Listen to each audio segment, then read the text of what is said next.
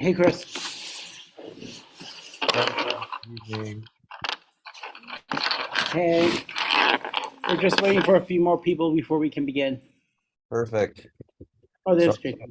I had to restart my laptop because I can't hear you guys.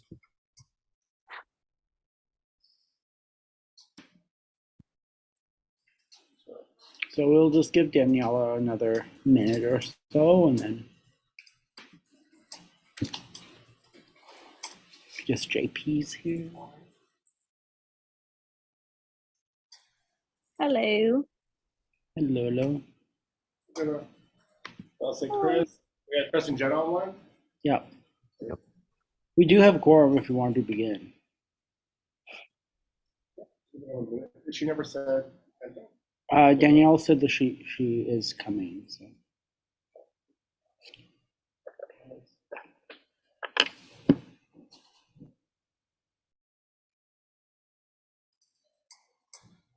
I like this two screen thing.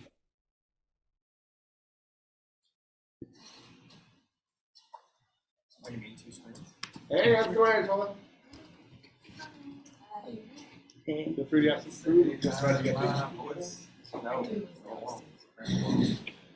Oh, sorry about that. Nope. Still doesn't do it.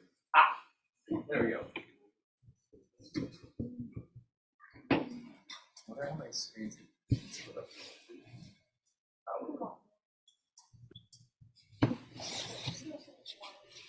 Buttons, moves. Yeah.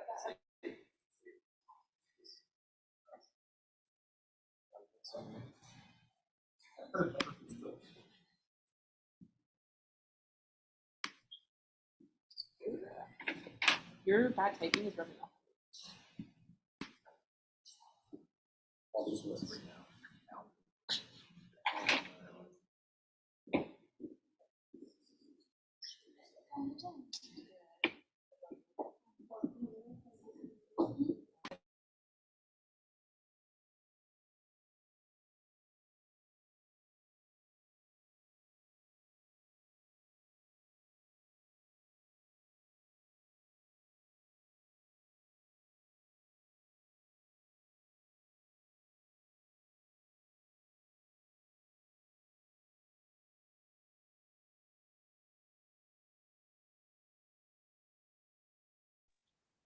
I don't know what's happened, but Charles, you guys are on mute. Yeah, sorry. We went on mute for a bit because the recording has started. So. No problem. We're recording right now? Yeah, that's why I was on mute. Oh. Why are we recording if we haven't started the meeting? Because it's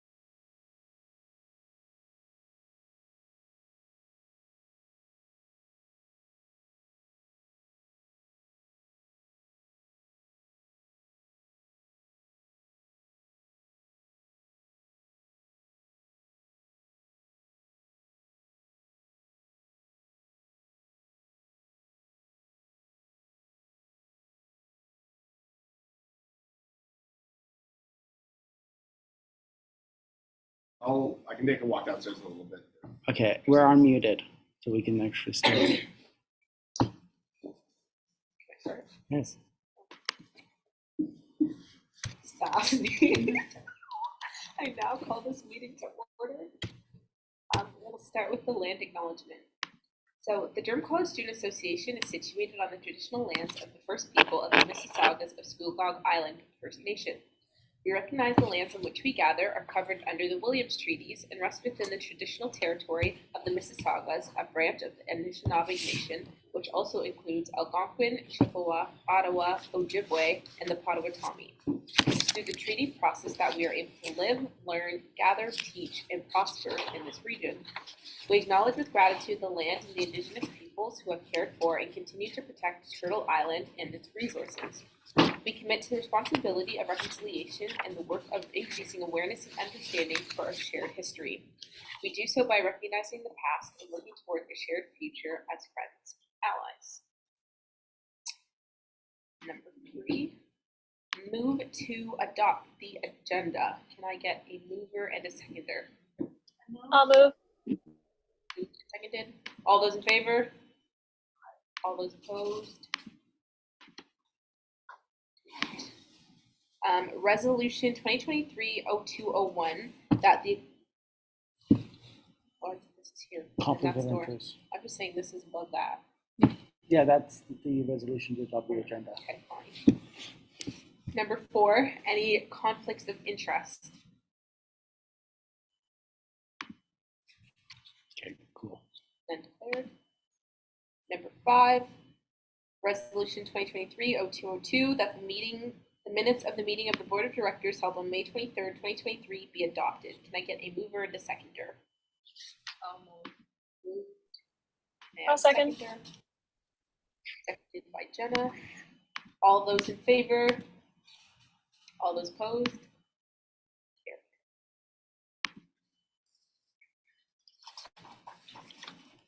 Carried. Sorry, number 6, motion to delegation of authority for the health plan. So resolution 2023-0203 that in regards to the health insurance plan request for proposal steering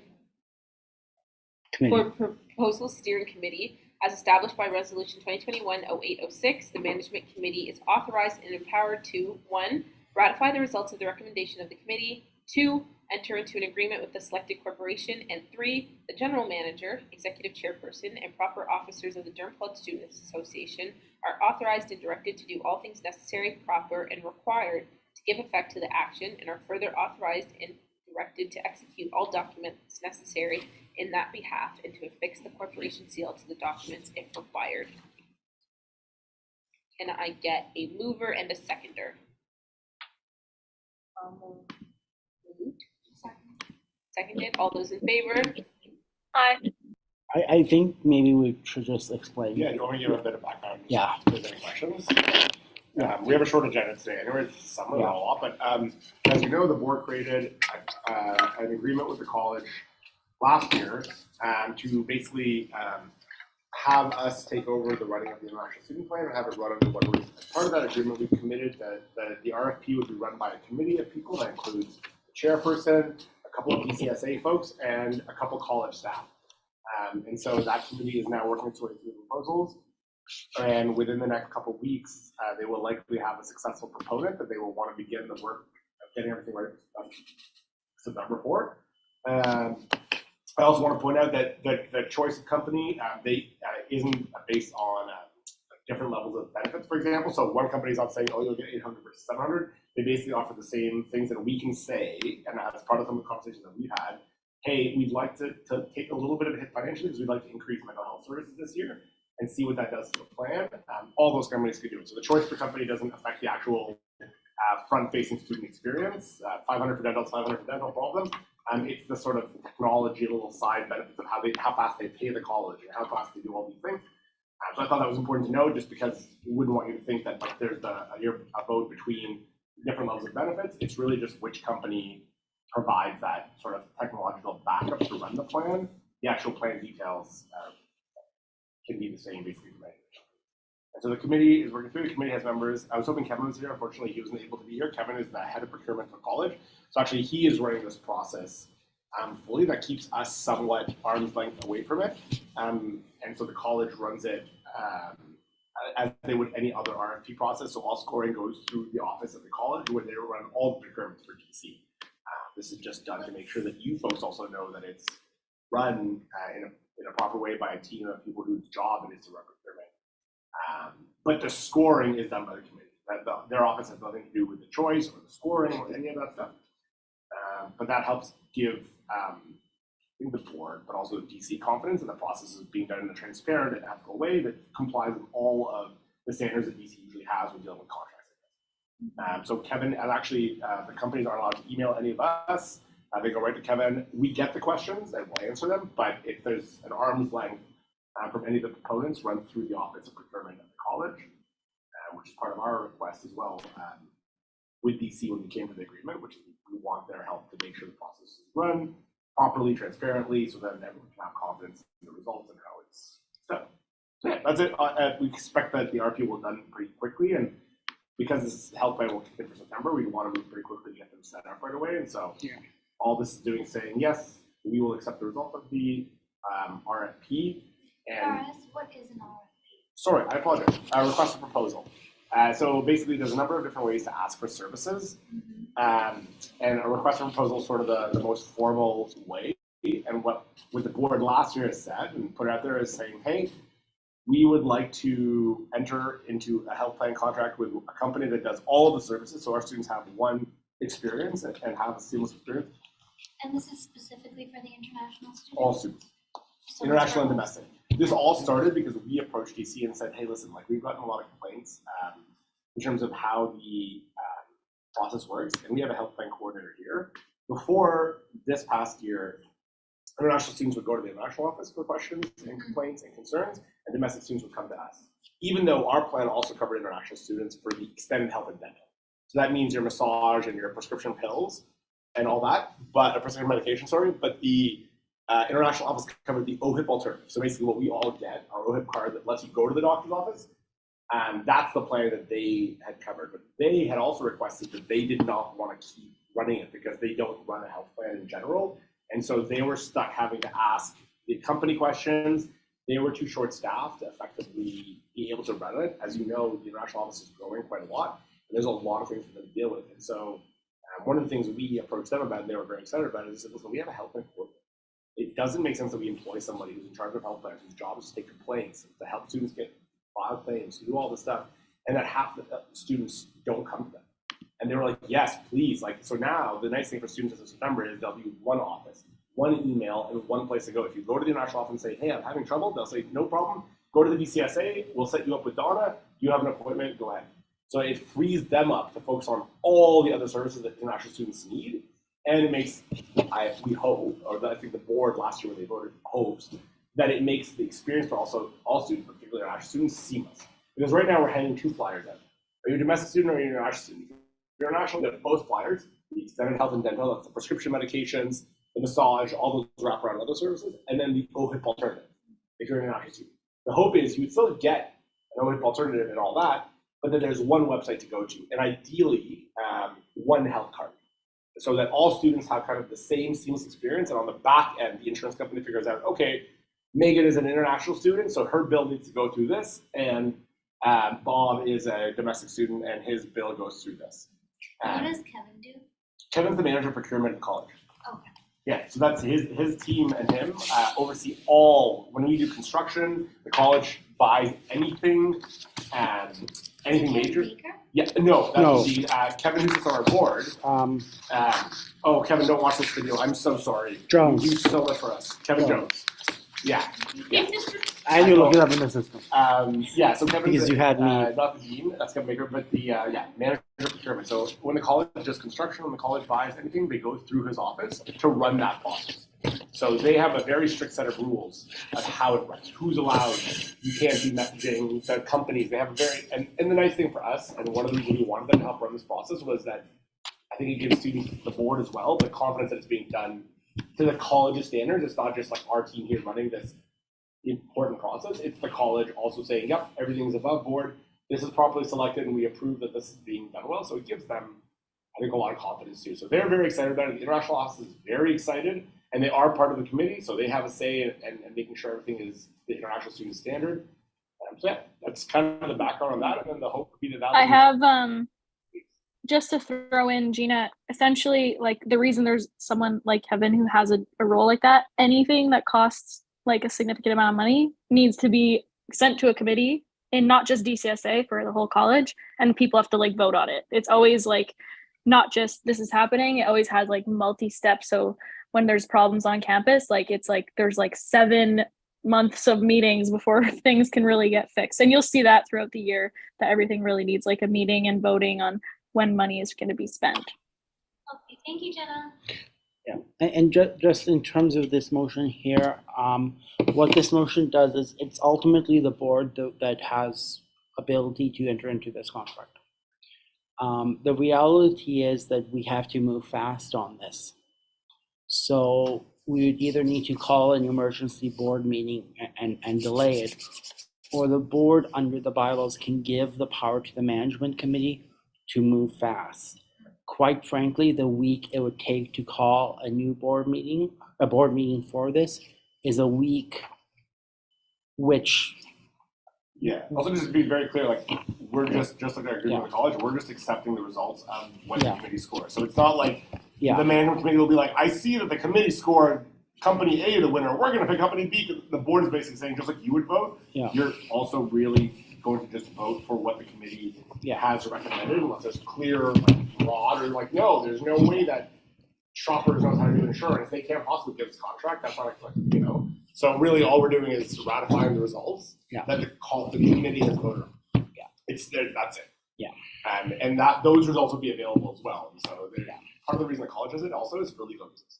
So someone can't say, oh, the DCSA board or the committee actually they are really into company A, and that's why they did this. That's why there's college staff who score it as well, and then they deal with any legal questions that come out of that. I.e., let's say someone decided to go to the company and say, you know what, I'm going to score you higher. That would obviously be highly problematic. It would probably cause the whole process to fall apart because of any questions. So yeah, all we're really doing is ratifying whatever the results the committee approves, just like the board would do. So it's not like there's really a debate of it. It's, yep, that's what the committee chose. Kevin, has the process been done ethically and fairly, and you approve? Yes, okay. And we accept the results of the process. That's really what that means. Right? Is there any other questions, or are we ready to vote?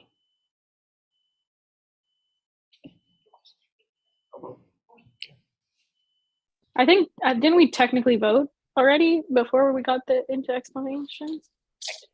Yeah. Yeah, but yes, you did. Can do it again. You did. Yeah. I think, Okay.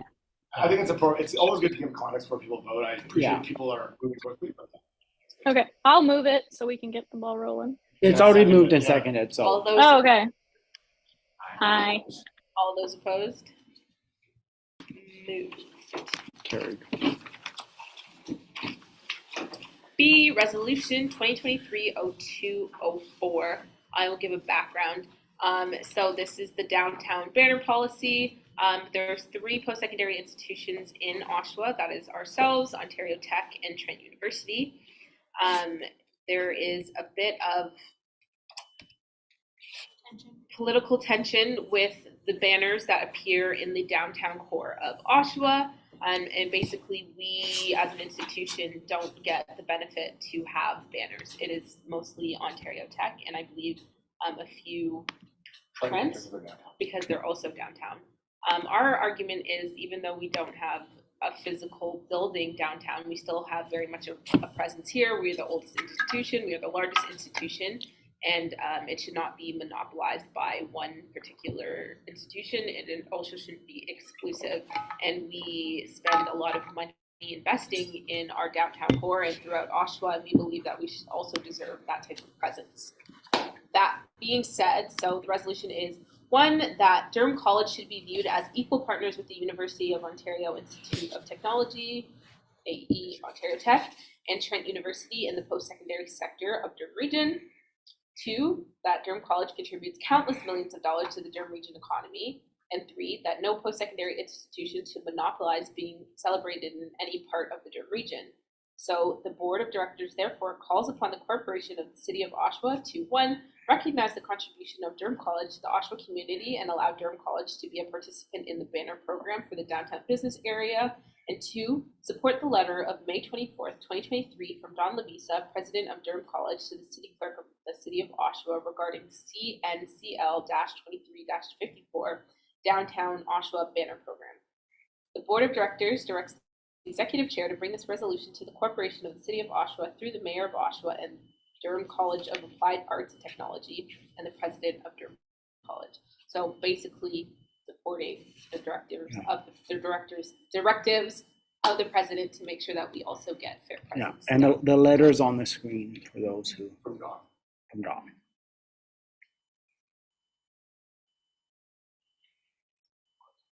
So I have a question. So I'm aware of this.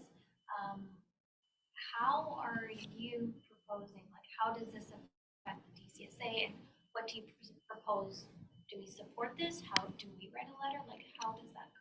This resolution would be directing the chair to write a letter to the mayor. Okay.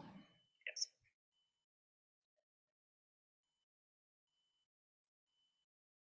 Yeah, so basically, like, it doesn't really affect us in a great deal, Okay. right? Like, that's why it's like the board is making a ceremonial statement Yeah. that, like, hey, this matters to the college, Mhm. and it matters to our students as well to feel included, right? We Yeah. want, and the college wants, like, we want people to, when they move here, to feel like they can, like, live in the Durham region. I think that really matters to the institution a lot as well, to create Durham residents, not just graduates. Yeah. And I think feeling included is important. To answer your questions, it doesn't directly affect it. I mean, the board can certainly say, you know what, we're not going to wade into this. It's not important enough for directly for the student benefit. But the feeling is the college is passionate about this, Don is passionate about this, and we understand the argument. We're working with the Downtown Chamber of Commerce around some events and options, and we've said similar things where it's like, Oshawa is one city. I understand the politics of north and south, but like we're the biggest institution. Our students spend arguably the most Millions. money, Yeah. right? Because they're the most amount of students, and yet, now again, Gina, I think it's a fair question I could have asked. Do students walk around and are like, I don't see my banner, I'm not included? Not directly, I don't think, but I think it adds to the sense of like, hey, there's 3 institutions in here, and we should all have a say. And so, yeah, but again, please, like, this is where the board can debate and say, I don't know if this is a stance. But I think it's a good one in a sense. It doesn't cost the DCSA anything. Just to be clear, we're not paying for these banners. We're simply supporting the college's campaign that, like our students should see themselves reflected in all parts of Oshawa, not just in the north. Jenna? Yeah, just to start off the discussion amongst the board members, how I feel like that we do have like you guys mentioned, and statistically we know we do have the most students in the region, in our little region here in Oshawa. And that being said, when they leave campus, if they're living on campus or if they're living locally in student housing nearby, they have social lives outside of the school. And if they walk downtown and seeing it, they see it dominated by On Tech and Trent, I think it's nice to represent all 3 equally. I know we have our campus in Whitby, and that's a different, city.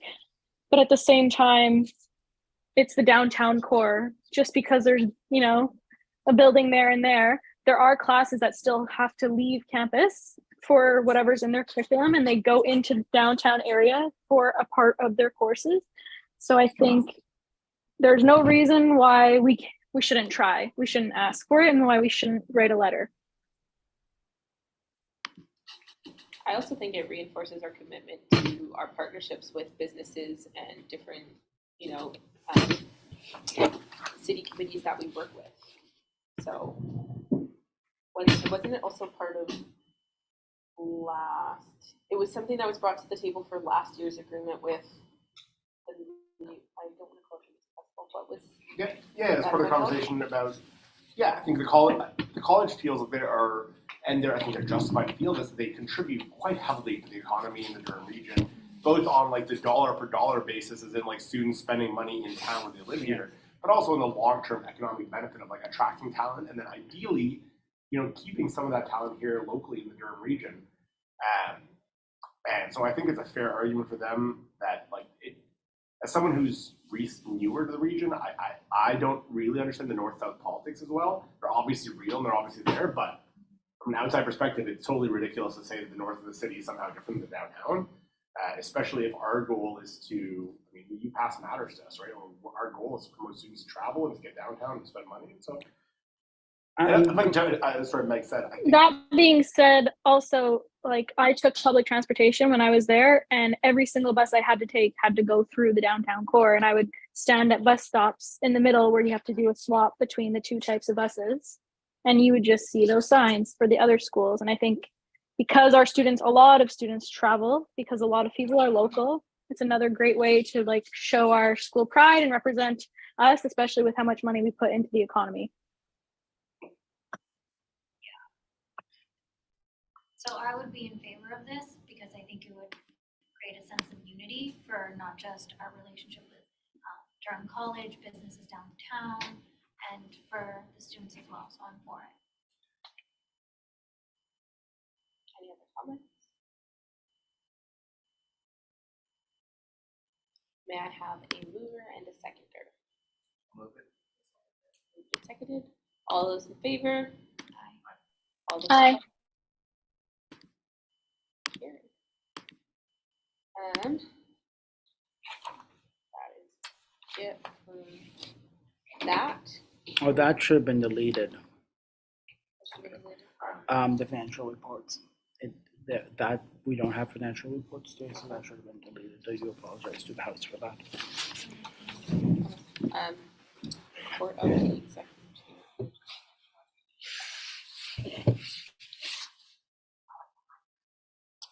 So reports from the executive chair and Ferris, our general manager.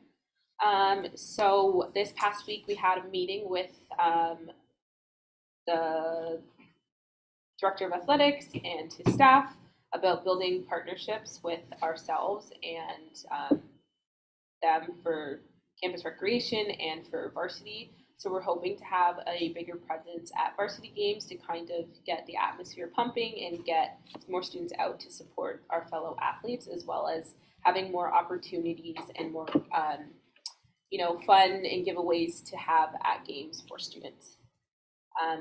Additionally, we will have a meeting coming up with the OTSU to continue our transit advocacy. So last year we had, there is a transit committee between the presidents or leaders of the student associations from all three institutions. Last year, there was a lot of advocating at City Hall and the region to increase routes and ridership for us post-secondary students. We make up a good chunk of their ridership, and so we want to have continued easier access to routes, and we want to be more prioritized during the school year. Next, we will be launching a series of pop-ups to get student feedback on the Student Center. So as you know, we're looking to renovate our lovely building here. And so we want more student input and student feedback. So in the fall, we'll be having pop-up events for students to share the feedback. We'll also be having surveys and a QR code that they'll be able to scan so we can get their feedback that way as well. And then lastly, this is a really good one that started with Jenna and that is continuing, is we are partnering with the Dean of Students to continue to work on launching a menstrual product campaign in each building across campus, or each Durham building across campus. And so the pilot project this term is to identify our first 20 locations. And so some buildings on our campus already do participate in this. So the Student Center has free products, this bathroom has it. I know that buildings in the CRWC have it as well. And so we're looking to expand that so we have greater access to menstrual products. Yes. So on that, very exciting. It slowed down last year because there was a bit of a division of how it was going to be run between us and the OTSU, but it seems like everyone's now on board and the college seems to get, although we seem to have a new cleaning provider, but did get an agreement from the old cleaning provider that they would actually stock those machines. One of the issues that we had was we couldn't we don't have a team of students that we were gonna send into each bathroom. There's like some training that requires that when you do that stuff. And so we were hesitant to have students be the ones in charge of filling out handball stations. And, but it seems that we have an agreement now, that formally the cleaning company will do, which is great. So one of the motions you might expect to come in the next couple of months is a motion on purchasing quite a lot of those products, right? One of the issues the college said is, sure, we can support you putting these machines up, but you gotta pay for them. And then like paying for the supplies as well. So one of the challenges is figuring out how many we need. That was the goal of running a pilot project of trying to figure out, okay, if we come to the board and say, I want to buy, or the board wants to buy $50,000 in measure products, I would imagine the board member would ask me, great, sounds good, I love this idea, how long will that get us? Be like, I have no idea. I can't answer that question in good faith. And so you would say, well, it's not the most responsible use of money. So what we told the colleges, listen, we're gonna invest that initial money, we're gonna buy the units, we're gonna stock them, but we wanna see what those weights are like in those first 10, 20 bathrooms. And if it's completely unsustainable, like we'll just have to figure out a new way of doing it, i.e. maybe we'll have to keep them in the student center and say, if you need them, come here. Obviously, not really human in the best way possible, right? Like you want them in the bathroom before using them. But we just have to track if the DCSA is committing to buying those supplies. Like what does that realistically mean for the board? Is that $10,000 a year? Great, no problem. That's something we do for the health money. Is that going to be more? And then what do you do with the split building? So right now the campus health center is split. So that's an agreement that we would have to get with the OTSU, that they would be willing to split the cost of those ones, because obviously we can have a DC only stall. So that's just some of the hiccups. But the good news is that pilot project will go out this year, and we'll get some hard numbers back for you folks in terms of what is a long-term commitment this project will look like for the DCSA, because it's going to be expensive. But I think, again, one of the things about having a health plan where we have a bit of that reserve is that these are the things we want to use. So I think it's very justifiable to spend tens of thousands of dollars on this, if not more. I would want to give you the confidence of like, this is how much your investment would get you, roughly. And so we just need to see what that's like. And we've done the basic math, like understanding of human biology, but the thing is, traction and buildings and time of year and usage is not all consistent. So figuring out what programs, what buildings, where it's actually being needed. So that's the goals of this year, but it's going to be broadly launched, which is nice. Okay. OE prep is in full swing. We're actually almost all the way through. So between September 5th and the 16th, we have some really, really exciting events coming up in partnership with the college and OTSU for students. Those include off-campus dance and social events, off-campus kind of fun events, on-campus music, festival, fair, food, mental health events, on-campus smaller group events like paint nights. So try to mix in sort of bigger group activities with smaller moments to let people socialize. So yeah, that's coming along really, really well. We're actually moving on to plan most of the rest of the semester now, because a lot of that is in place, and we'll be meeting with DC Risk to just get the go ahead on those plans, which is really exciting. A quick HR update. Unfortunately, our hospitality manager, great for her that our hospitality manager has gotten an amazing new opportunity that pays her quite a bit more in a different field, back in sort of the field that she was in. And so we have lost our hospitality manager, Lisa, which really sucks for us. But again, acknowledging as a not-for-profit that you're happy when people can get jobs that they're really excited about and can pay them what they want. So as you would have noticed, we are going to keep our food services closed for most of the rest of the summer. They were not making any sorts of real money, but we view them as a service to students. So we're like, if you can keep a couple students employed, it's not burning money. It's not the worst service in the world to have, but right now, especially losing a manager, it's not responsible for us that's open. So there's two things that are going to happen. One, we're making sure that one of our students actually was leaving anyways to move back home. So the other student is working at Q2, so offering another position up here to support our support team. Because we want to make sure that they don't lose a job that they were counting on for the summer. So we make sure that, and they accepted, and that's exciting, that they're going to support our support hub team up here. So it's still a customer service position. They'll still be working the front desk, helping students out. And they don't lose any hours, which was really important to us if we were going to make this decision. Second, we've communicated to DC, and obviously they moved quickly to say, okay, we've closed our food services. You can put a food truck if you'd like in front of the student center, because we want students to have more food options, and they are going to do that, potentially as of tomorrow even. So there should be at least a start off with a South Asian food truck. You will see no revenue of that. That has nothing to do with the DCSA. That's all the college. But we had to kind of resisted it a bit. We just said, listen, if there's any other place on campus, think it would be better. We're trying to sell food here as well. It might be difficult unless you can commit to something that's very different than what you be selling. That's where the idea of actually selling anything wrong. As I said, listen, while we have some items, if you have a food service to do this, that would cover a category for our students that we don't cover as well. But we still requested they could leave it anywhere else and just, but now the food banks closed, the food services are closed, it makes sense to try to bring more life into the building. So which is why we wanted there. As what? We rent that spot for them. We rent the building. Yeah, it's not a bad question, to be honest. One of the reasons we kind of resisted to give you background is like, why would you even say they shouldn't put it there in the first place? Is that we pay rent for our hospitality spaces specifically. So the college charges to TC. So the college charges us rent to serve downstairs, and then we'll be putting food trucks to directly compete in front of us. So our point to them was, listen, like, we want more services for students, but can we talk about either a rent reduction or something like that if you're going to do that? But we understand that students need more food options, and they're not good on campus this summer, especially as everything's being renovated. So that's why we've said we didn't get into that conversation. The reality is DC owns the building and the property, and we have to decide when and where we are. We have to balance the wrong word. We have to decide where we want to put our foot down, and ultimately, if we had said no in a harsh language, they do have the ability to put the truck wherever they want. Right? Like, they were being respectful by asking us, and I would have made us think if they didn't ask us, because you can't charge us rent and then also put direct competition right in front of us.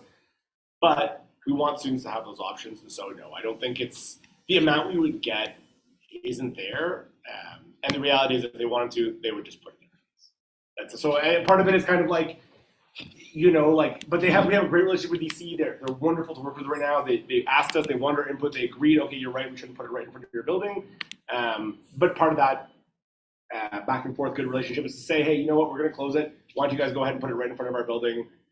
No issues whatsoever. So then we know that students at least have some options. And the reality is, we need people in the building, right? And so if you don't have food, it's really hard to start attracting people. And we're putting speaker system in, both for the outside and downstairs for the food court. Because one of the things is that we have lots of places on campus, including part of downstairs, where we can have students study. But a lot of the feedback from students from that survey was, we need touchdown places. We just need a place where we can socialize and having a bit of music. It won't be loud or blaring, but just to make it feel like it's not the rest of the college was really important. So that is being installed. I hope that's what for September. That's all coming along. So yeah, that's the HR update as it relates to our food services. Of course, that job has been posted for over a week now. We have applications already coming in, and there's kind of a rush to hire that, because obviously we want that person in the next few weeks, so they at least have August to get set up, hire their team, and be ready to open for September. And that absolutely is the plan as of right now. We just talked about the RFP health plan, so that's coming together and should have a company in the next few weeks, so we'll finalize everything with them. So no more updates necessary, I guess, on that one. Student center hours. So that's mostly, actually, sorry, I'm kind of repeating myself here. That was updated by the food services.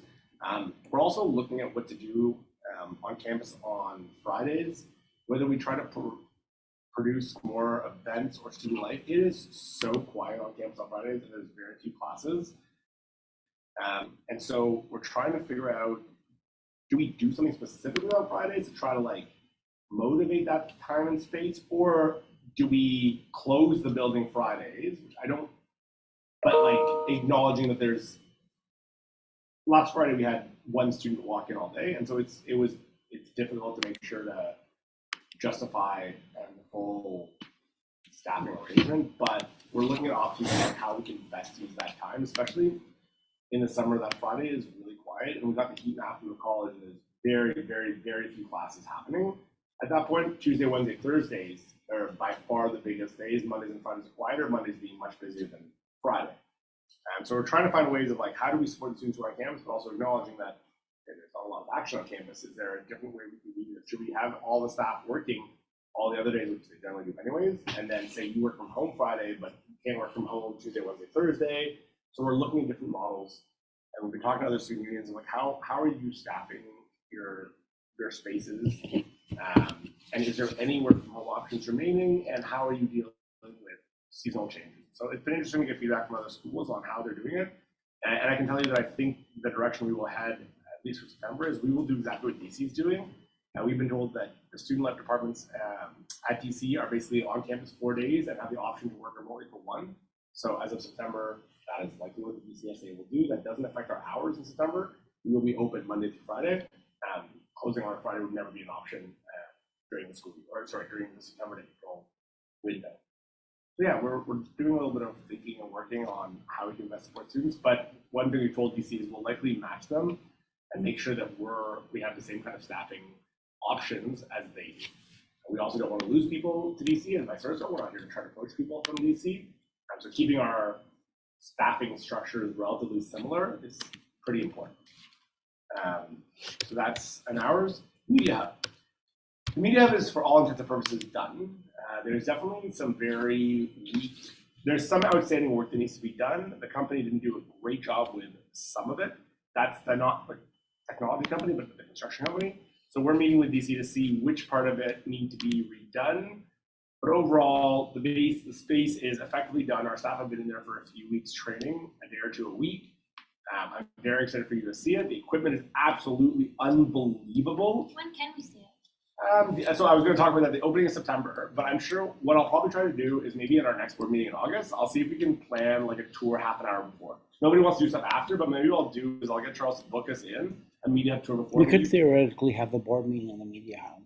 We could also do that. Yeah. So, but you will all obviously be invited to the September opening with Dawn and like the proper fancy former board members who were involved in the decision will also be invited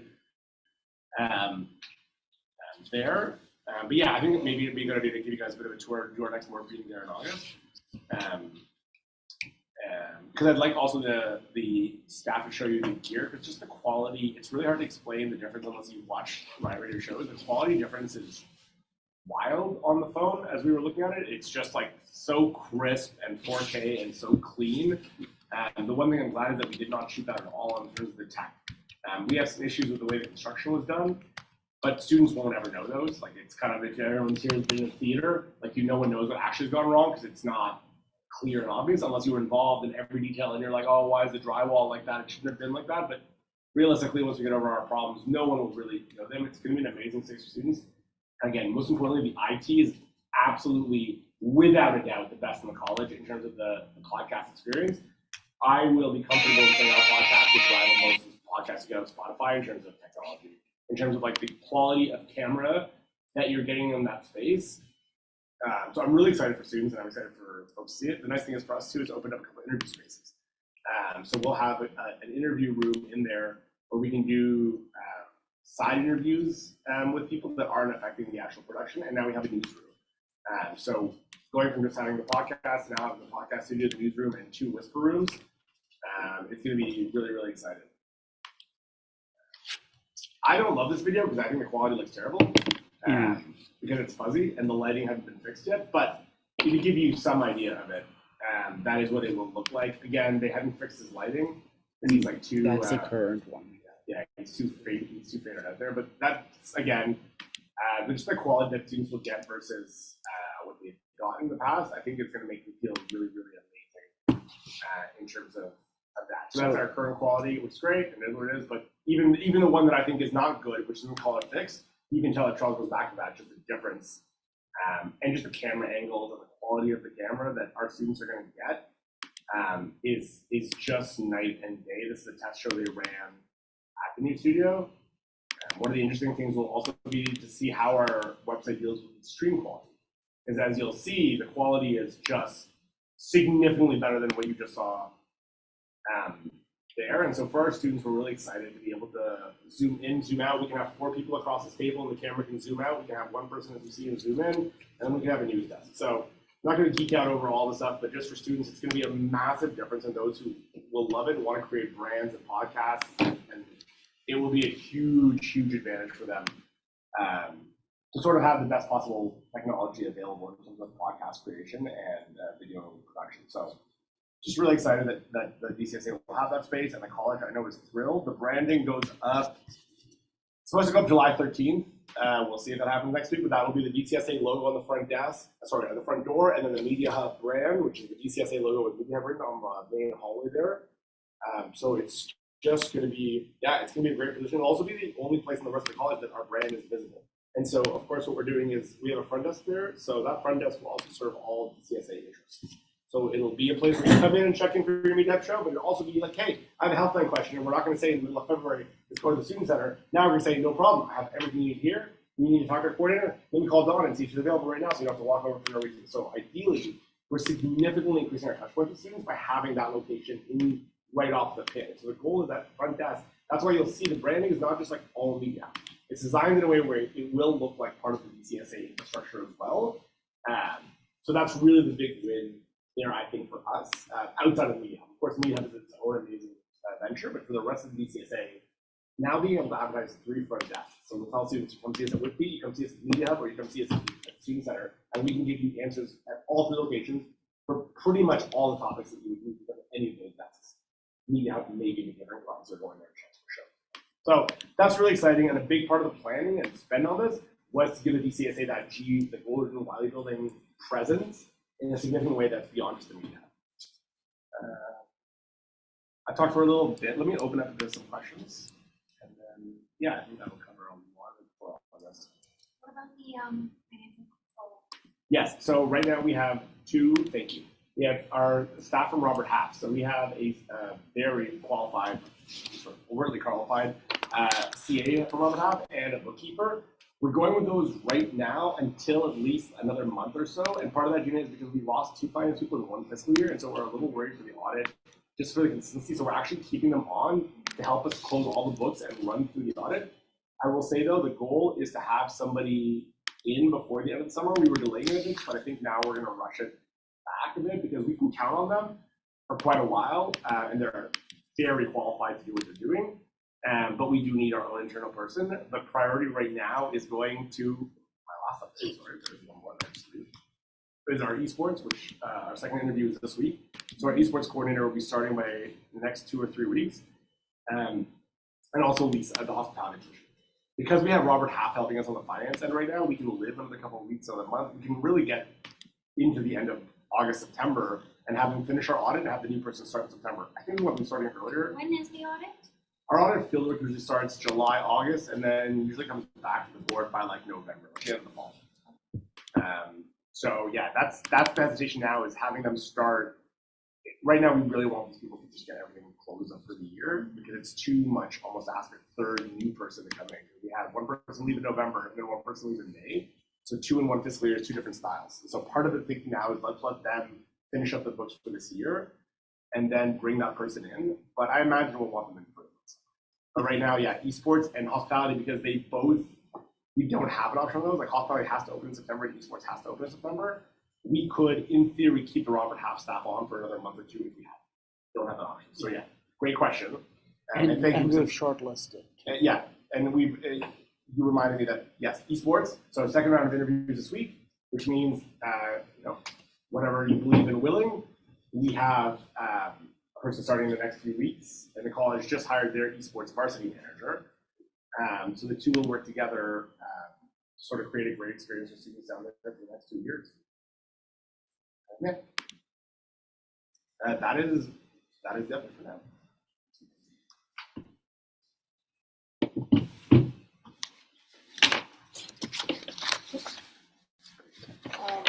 Number 8, report of the standing committee.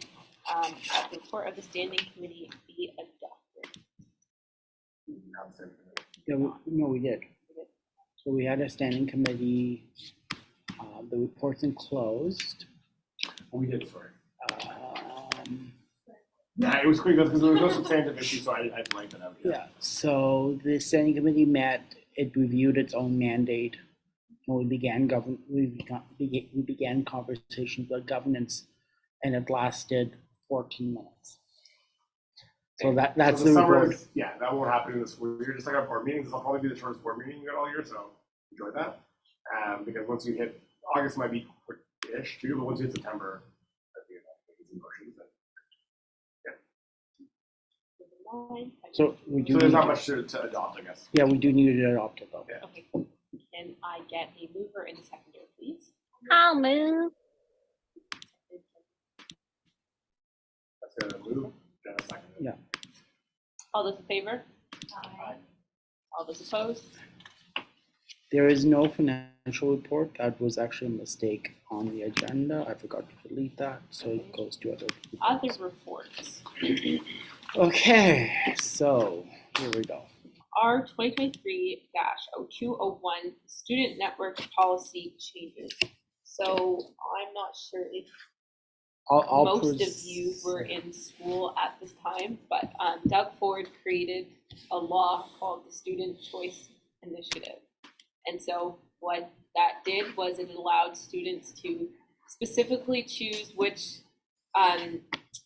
what ancillary fees, for lack of a better word, that they wanted to engage with their post-secondary institution. So you would go through and you would be like, yes, I want to support Riot Radio, or no, I don't. Yes, I want to support Food Bank, blah, blah, blah, all the way down the line of each thing that each post-secondary institution is offering. We created a workaround around, so one of those options were clubs. So we created a workaround and we called our student networks. Therefore, people couldn't opt out paying into them so that we could still continue our funding and still continue to do things. So our resolution is now to repeal that. And we are moving in a different direction. So I can briefly explain how we're doing it and give a little bit more background. So this discussion actually began in 2017 before the Student Choice Initiative, where out of the receivership, there was two types of student organizations on campus, clubs and societies. One of the things that came out of that is a review of best practices, and it recommended the continuing of the clubs and societies programs, but it also found a gap in terms of Indigenous and recommending a third model for Indigenous clubs to have their own structure, to have their own whatever. During the Student Choice Initiative, what happened in essence was we were able to split the fees up into clubs, which were called student networks, and societies, saying that clubs are co-curricular and career-oriented, whereas societies are academic support. The reality is that since 2017, the society programs never worked as it was intended to. So the way the society program was intended to work is that every faculty, every whatever could form their own society, it would be self-governing, and everyone will be happy. The reality was that those few societies we have were not necessarily student-led, but were mainly staff-led, for staff and faculty-led, and they were there to do. They were there really to fund a co-curricular project that the college could not fund because it wasn't curricular. But I don't want to say they were a fake society, because they were very real in terms of delivery of services. It just didn't work the way the policy intended it to.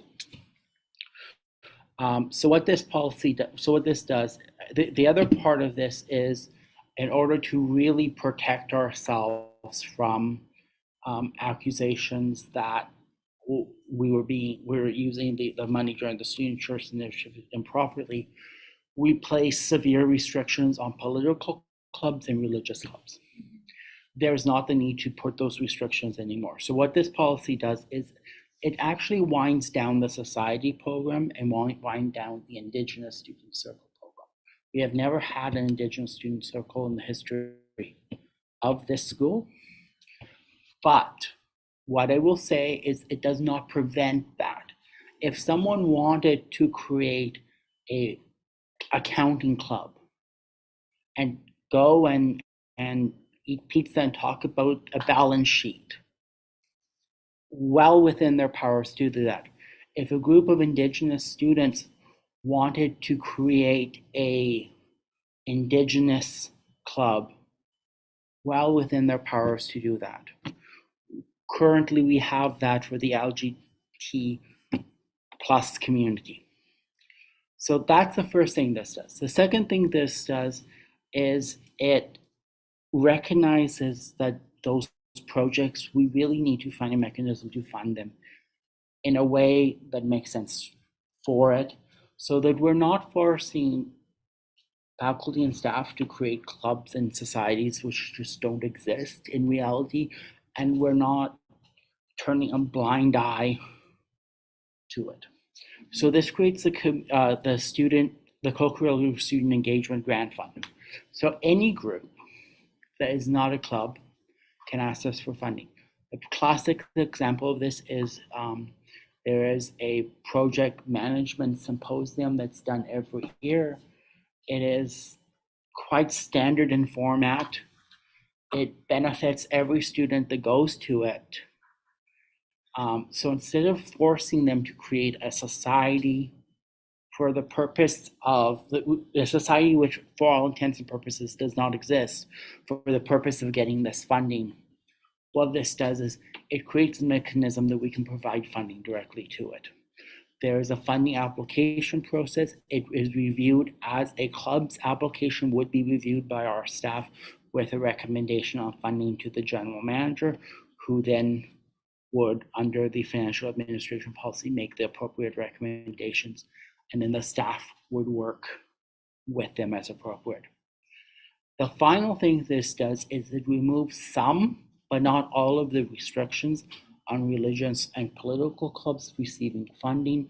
They do not still receive funding for a partisan political event or for proselytization. So What does that mean? I was just about to get to it. Religious. So for our religious clubs, if they want to have a silent retreat in the student center, we would fund that. If they want to go and be keen on Jesus in the middle of the pit and get in everyone's face, and I say this as a very devoted Christian, I don't want anyone to be offended by this, that's not acceptable under the policy. We're not funding proselytization, we're not funding people going out, But they can get food for their but they kids. can get food, That would they be- can get a room, they can get funding for a social gathering. So young conservatives, if they want to, could meet and Yeah. get food for their meeting, but they couldn't get like a big event funding if it was If they're bringing this to be on minister or campus. someone's Yeah. coming in. But if all the on campus were like, we're gonna host a debate with all the candidates, then you could definitely do that. Same with Yeah. the religious one. The big complaint that those clubs had, I don't think it's unfair, was, hey, we can't even get food like all the other clubs. So this allows them to at least get some food funding for their members. Which is great. Ultimately, nobody knows what network is. Everyone calls it a club anyways. We're just changing it to club. Even That's really the short answer of all this. Like, there's a lot of it. Like, that's ultimately what this is. Students don't know what networks are. We're just changing the name to clubs. So now it's going to be a lot easier for students to understand what it is because they know what a club is. It's the same as high school. So is there any questions? Hey guys, do we have a retreat as well? Of course. Awesome. wait, sorry, what was the question? I didn't hear. Yoga retreat. A yoga retreat? Yeah. I'm a big fan of retreats, going away, high risk, but like yoga on campus. That sounds like fun too, let's yoga retreats can be tough. Any retreat is tough, but yeah, totally. Any event. Our insurance company doesn't love sleepaway events. No. Anyway, moving forward, so resolution 2023-205. 1, the student network policy is repealed. 2, the club's policy and the Curricular. that's spelled wrong. Co-curricular student engagement, it says It definitely circular. is spelled wrong. The club's policy and the co-curricular student engagement grant funds policy are approved. And 3, the student network budget line is changed to clubs and is reduced to $35,000 from $40,000, and the engagement grants budget line is increased to $20,000 from $15,000. Can I get a mover and a seconder? Moved. Seconder? I'll second. All those in favor? All those opposed?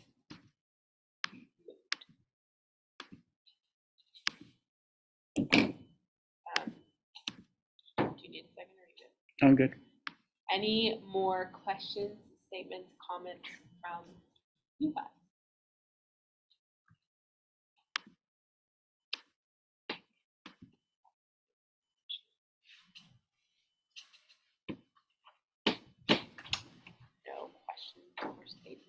Okay. Anything in the supplemental No. agenda? Nope. Okay, our next meeting for standing committee is August 1st. And then our next board meeting is August 22nd.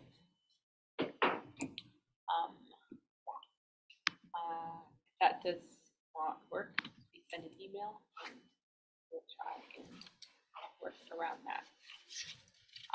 Number 14, resolution 2023-0206, that the meeting now adjourned to August 22nd, 2023, or to the call of myself, the chair. Can I get a mover and a seconder?